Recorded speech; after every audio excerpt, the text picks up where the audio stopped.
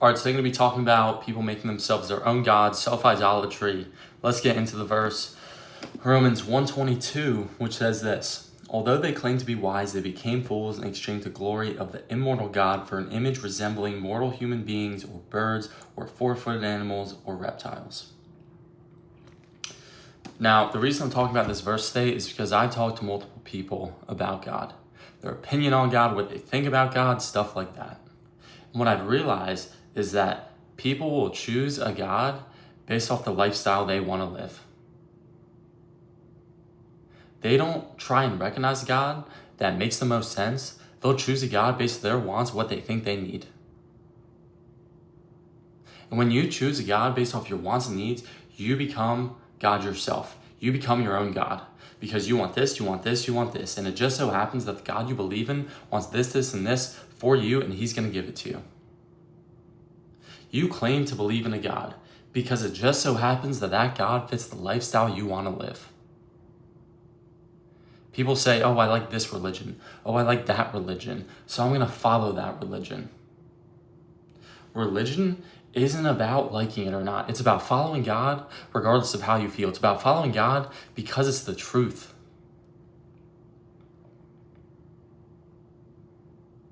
People will say, well, religion makes me happy. That's why I follow it. But life isn't about happiness. Sorry, guys. Life isn't just all about having fun. Yeah, having fun is great, but be careful. Because the problem with claiming that life is all about having fun is that having fun is subjective. What one person might enjoy or find pleasure in, another person might find it immoral or even harmful. And I'll give you an example. Let's say you're walking down the street and you see your friend's house and it's on fire. You peer into the window and you see your friend dancing. And you ask him like, yo, Joe, what's up, dude? Why are you dancing right now? And he says, well, I'm just having fun and I'm not afraid of the fire. Are you just going to walk away and say, well, as long as he's having fun, I guess it's okay? No. You're going to want to save them. Because not everything that we think is pleasurable is actually good for us. What feels good isn't necessarily good for us. It's like when you were a little kid and you wanted dessert for breakfast, lunch, and dinner. Your parents said no, even though you didn't really see any harm in doing it. At least in the moment.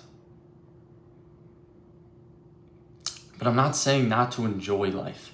But you need to understand the difference between enjoyment and happiness. You'll get asked, hey, what do you want to do with your life? And you'll say, I don't know, I just want to be happy. But you're searching for the wrong thing.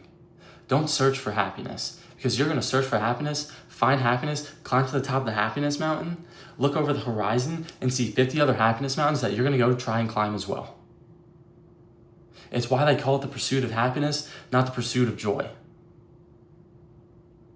The pursuit of happiness is never ending, yet somehow it's also fleeting. But joy comes from purpose. It comes from finally feeling meaning to your life. It doesn't matter if it sucks. It doesn't matter if you're suffering. It doesn't matter if things aren't necessarily going your way, because at least life has meaning now. At least what you're doing matters. Life no longer has to be about this never-ending chase. It can now just be about being in the moment, because right now in this moment you have a purpose. And from my own personal experience, in order to rekindle that purpose, rekindle that joy, going back to God is the best way to do it. Matthew 6:33 says, but above all, pursue his kingdom and righteousness, and all these things will be given to you as well. Just go back to this verse. I don't even have to explain it. It's so good. Go back to God. Go back to his applicable wisdom. But some people will hear God's wisdom and say, nah, that's not really for me. But it's not really up to you. Yeah, you have free will, but God's wisdom will always remain true whether you like it or not. Because God is the artist, the creator, the designer, the painter of this world. So it's only up to him to determine the necessary wisdom in order to live a purposeful life.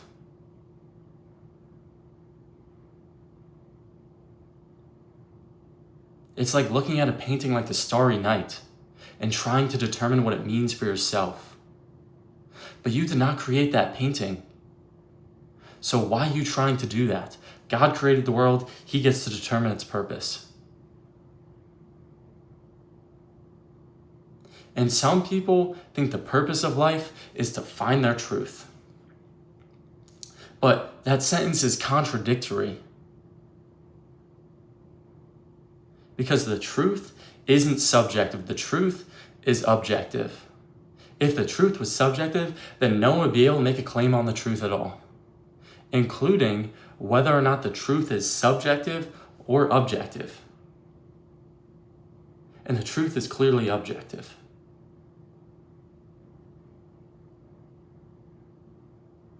And if the truth was finding your truth, then no one would be able to be wrong. Everyone would just be right. I could stab you in your neck and that would be okay because that would be my truth. And I don't know about you, but living in that type of world sounds like it sucks. So instead of looking what the world says about the truth, look at what the Bible says about the truth. The world says, find your truth. But God says, follow the truth. And don't try and find your purpose on your own.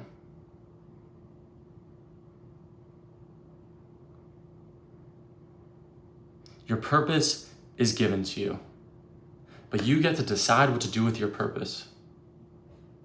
And the more you understand God, the more you understand your purpose. The more you understand God, the more you understand your talents.